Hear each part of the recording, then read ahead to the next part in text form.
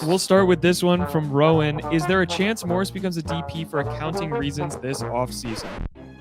I think so, actually. If there's incentives. No comment.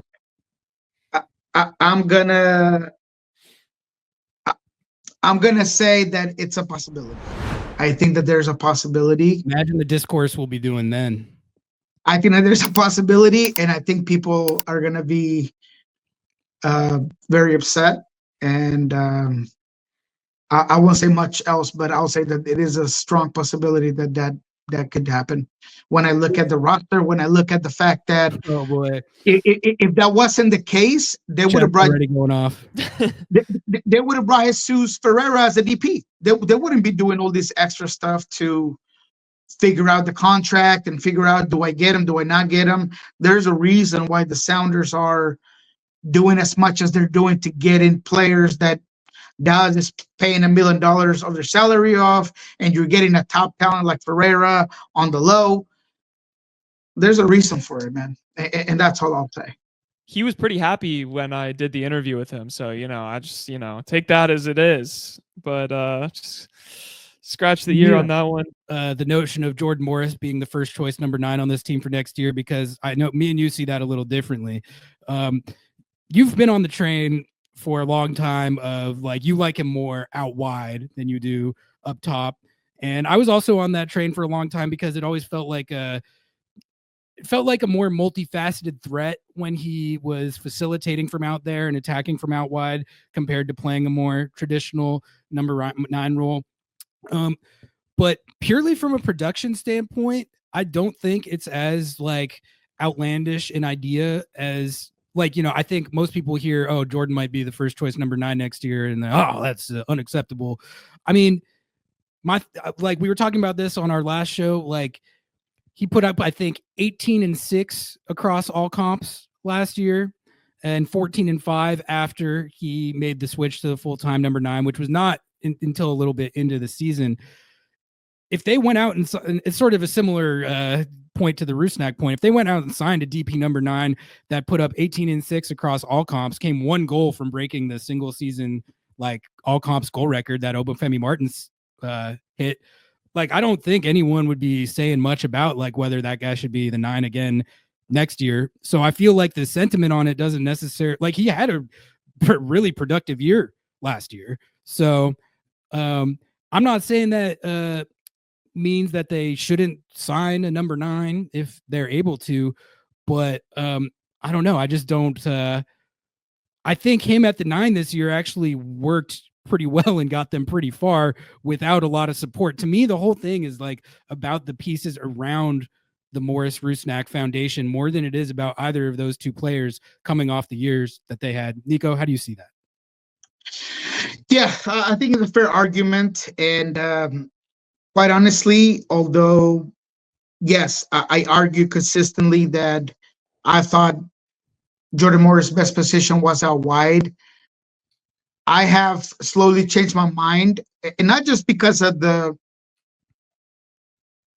stats and what he provided this season, but usually when players are 30 years plus, they don't move from striker to wide positions. It's the opposite. You move from wide to striker because you're able to do less explosiveness. You're able to time your runs, to kind of manage the game. So because of that concept, I think that now you're kind of stuck, for lack of a better word, so please allow me to use that, stuck with Jordan Morris playing that 9 position. What I will say is that you just saw what you would get out of a Jordan Morris 9 situation all year long. And what you got was a team that was still struggling to score, and a team that, what was their Achilles heel? Not scoring enough goals. So that's where the situation kind of happens, right? Raul Diaz in his best season had 17 goals. Do I believe the next season Jordan can do that? Yeah, I think that he has the attributes, the physical ability to do so. But I don't know if he has the mentality, the physical, the mental component of the striker. I've said this 1,000 of times. Being a real 9 takes a different type of person. Very short memory, killer, high motivation, high confidence. You see it in Raul. He misses 3 shots. They might be up in the stands. He's still shooting that fourth as if it was his first. And that's not something I see Jordan have.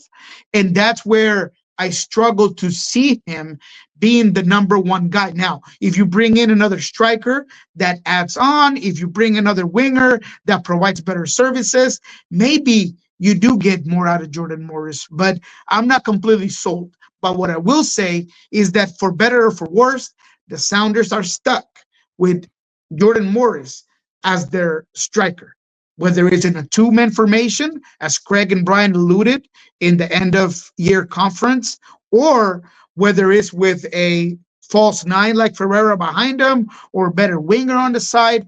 I just think that it's over and done with. The debate is over.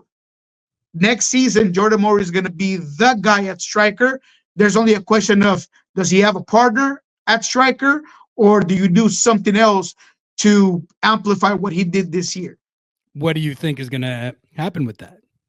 I think it'll be a second striker. I think the Ferreira deal gets done. You see all the GAM, you see all the sold international slots, you see everything that they've been doing. You see, I think it was $4 million in GAM that they showed in that report by MLS. So I think that they'll get it done, and there will be a 2-man system, whether it's out of a 3-5-2, or maybe you go into a diamond formation with 2 up top.